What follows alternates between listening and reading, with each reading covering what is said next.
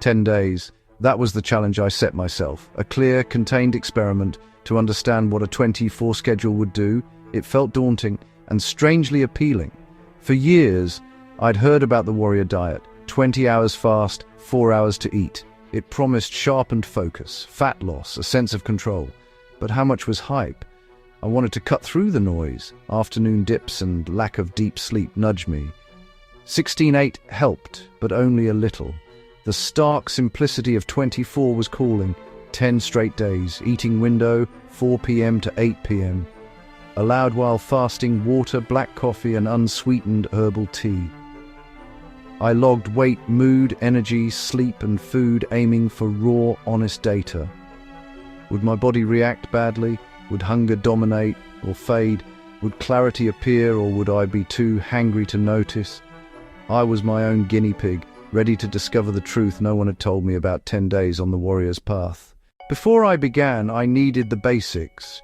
What happens inside during a 20-hour fast? Strip away jargon and it comes down to hormones, primarily insulin. Insulin acts like a key. Eat carbs or protein. Blood sugar rises. Insulin unlocks cells for energy. Excess first fills liver and muscles as glycogen, then becomes body fat. During a fast, sugar stays low, insulin drops, and your body looks elsewhere for fuel. After 12-16 hours, liver glycogen depletes and fat breaks down into ketones. Enter ketosis. A 20-hour fast gives an uninterrupted runway for fat burning to take over. Longer fasts likely encourage autophagy, cellular housekeeping that clears damaged parts. It's a vital repair and recycle mechanism, seen robustly in animals and suggested in humans. With digestion at rest, more time opens for internal maintenance. Hunger hormones matter. Ghrelin prompts hunger. Leptin signals fullness. Many fear relentless ghrelin spikes, but after adaptation, waves tend to soften. Hunger arrives in predictable waves, often less intense and more manageable. As fat becomes the primary fuel, the urgent need to refuel constantly diminishes. In short, low insulin opens the door to fat-fueled energy and cellular cleanup, while hunger normalizes over time. Day 1 began with nervous optimism. Having finished eating at 8 the previous night, the morning was surprisingly easy. Coffee helped, work flowed until the afternoon. Around 2, hunger hummed in the background. Energy dipped and my head fogged. I pushed through with water. 4 p.m. felt glorious. Greek yogurt first, then grilled chicken and a big salad. It tasted incredible. Day 2 was toughest. By mid-afternoon I was hangry, low on energy with a mild headache. A pinch of salt in a large glass helped. Within 20 minutes the headache eased and I steadied. Lesson learned. Electrolytes matter. By day 3 the grogginess was gone. I felt lighter and clearer. Hunger waves became predictable, peaking around 2, then fading. Salted water on standby. I reached my window tired but in control. The first 72 hours were the crucible. It tested my resolve and habits, but surviving this phase proved the body adapts more than we think. Day 4, I woke before my alarm, genuinely rested. The mental fog lifted. Coffee became a ritual, not a crutch. Afternoon stayed steady, right up to my window. I broke gently with broth, then salmon with greens and olive oil, satisfied with less yet fully content.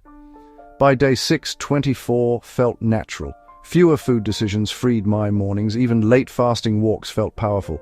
Meals were unhurried and nourishing. On day 7, profound mental clarity arrived, calm, sustained, not caffeine jittery. A complex task I'd postponed for weeks fell in a single, uninterrupted 2-hour session. Distractions evaporated. My mind felt precise. Even a difficult call at 3 felt calm and articulate. Sleep improved, faster to drift off, deeper, more restorative. I craved whole foods and listened to true satiety. An omelette, greens, a few nuts were enough. Day 8 was balanced, unforced. Eat to comfortable fullness, then stop. Old snacking anxiety vanished. My energy and calm held steady. The initial struggle gave way to rhythm and clarity. The biggest shift wasn't on the scale, it was in my head. By day 9, 24 felt normal. The hours passed almost unnoticed, focus high. A light jog felt strong and steady, running on cleaner fuel. I broke the final fast with calm deliberation, reflecting on how far I'd come. By 8, I felt pride and curiosity about the data. Weight dropped from 84.2 to 81.5 kilograms, about 2.7 kilos, just under 6 pounds. Waist fell from 94 to 91 centimeters. Bloating disappeared, energy stabilized at 8:10, focus surged to 9:10, sleep nudged to 7.510, more restorative. The non-physical wins, steady energy, laser focus, calm, were transformative.